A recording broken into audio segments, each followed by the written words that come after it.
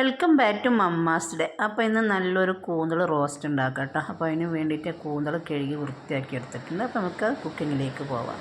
അപ്പോൾ നമ്മൾ കൂന്തൽ വെക്കാൻ വേണ്ടിയിട്ട് നമ്മൾ വലിയുള്ളി 2 എടുത്തിട്ട് പോലത്തെ ഒരു ചോപ്പർ ഉണ്ടെങ്കിൽ സുഖമാട്ടോ. ഉള്ളിയൊക്കെ മുറിച്ചെടുക്കാൻ വേണ്ടിയിട്ട് നമ്മളൊന്ന് ചെറുതായി കഷ്ണങ്ങളാക്കിയിട്ട് ഇതിനകത്ത് ഇട്ട് കൊടുത്താൽ വേണ്ടിയിട്ട്. അപ്പോൾ ഞാൻ 2 വലിയ ഉള്ളിയാണ് എടുത്തിട്ടുണ്ടായിരുന്നു കേട്ടോ. അതൊക്കെ ഇതുപോലെ ഇതിലിട്ടിട്ട് ചെറുതായിട്ട് മുറിച്ചെടുത്തിട്ടുണ്ട് കേട്ടോ. അപ്പോൾ ഇനി തക്കാളിയും പച്ചമുളകും കൂടി ഒന്ന് അതിനകത്ത് ഇട്ടുകൊണ്ട് നമുക്കൊന്ന് മുറിച്ചെടുക്കണം. അപ്പോൾ നിങ്ങൾക്ക് വേണ്ടത്ര ഉള്ളി ഇട്ട് കൊടുത്താൽ മതി കേട്ടോ. ഞാൻ ഉള്ളി കുറച്ചും കൂടെ ഗ്രേവിയോടെ കിട്ടാൻ വേണ്ടിയിട്ട് ഉള്ളി കുറച്ച് അധികമായിട്ട് ഇട്ട് കൊടുക്കുന്നുണ്ട് കേട്ടോ. കൂന്തലിലൊക്കെ കുറച്ച് അത്യാവശ്യം ഗ്രേവി കിട്ടണമെങ്കിൽ നമ്മൾ ഉള്ളിയൊക്കെ ഇട്ട് കൊടുക്കണം കേട്ടോ. അപ്പോൾ ഇത് വെച്ചിട്ട് നമുക്ക് പെട്ടെന്ന് തക്കാളി ഇങ്ങനെ ക്രഷ് ചെയ്തെടുക്കുന്നുണ്ട്.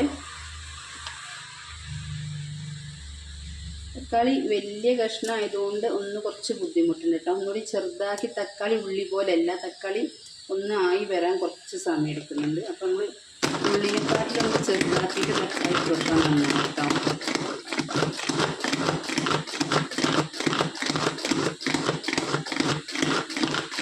അപ്പോൾ നമ്മൾ ഉള്ളിയും തക്കാളിയൊക്കെ നമ്മൾ ഇതുപോലെ ഗ്രേറ്റ് ചെയ്തെടുത്തിട്ടുണ്ട്. നമ്മളെ കൂന്തൽ വെക്കാൻ വേണ്ടിയിട്ടുള്ള ചട്ടി എടുത്തിട്ടുണ്ട് ഞാൻ. അതിനകത്ത് കൂന്തൽ ഇട്ട് കൊടുക്കുന്നുണ്ട് ഗായ്സ്.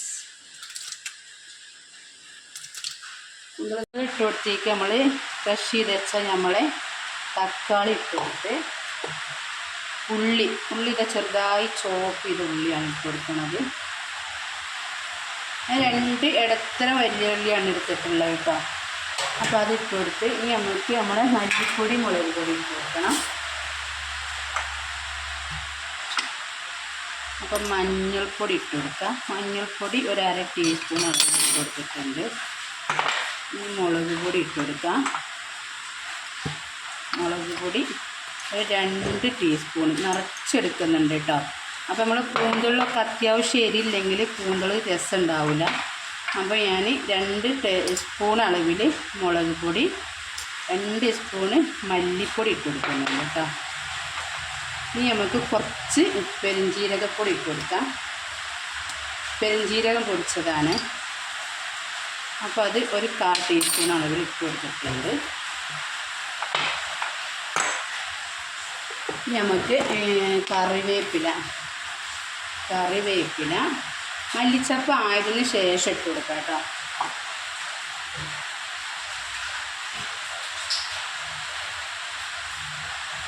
പിന്നെ ഉപ്പിട്ട് കൊടുക്കാം. നമുക്ക് ഉപ്പും കൂടെ ഇട്ട് കൊടുത്തിട്ട് നന്നായിട്ട് കുഴച്ചെടുക്കുക കേട്ടോ.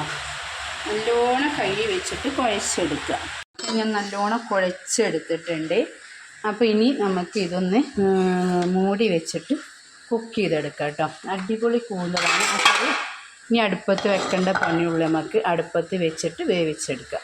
അപ്പോൾ കൂന്തലൊക്കെ നല്ലോണം തിളച്ച് വന്നിട്ടുണ്ട് കേട്ടോ. തിളച്ച് കുറുകി വന്നിട്ടുണ്ട്. ഒരുപാട് നേരം വേവിച്ചണ്ട, കുറച്ചും കൂടെ ഒന്ന് ആയിക്കിട്ടണം കേട്ടോ നമുക്ക്.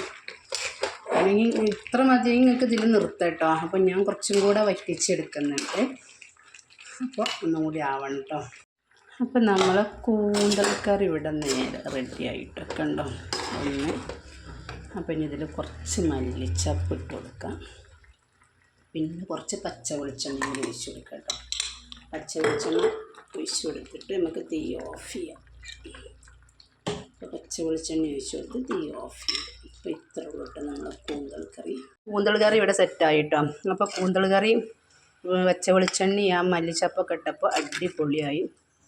തീർച്ചയായിട്ടും ഉണ്ടാക്കി നോക്കിക്കോളൂ കേട്ടോ. സൂപ്പറാണ്. സിമ്പിളായിട്ട് ഉണ്ടാക്കാൻ പറ്റിയതാണ്. അപ്പോൾ എല്ലാവർക്കും അസ്സലാമു അലൈക്കും.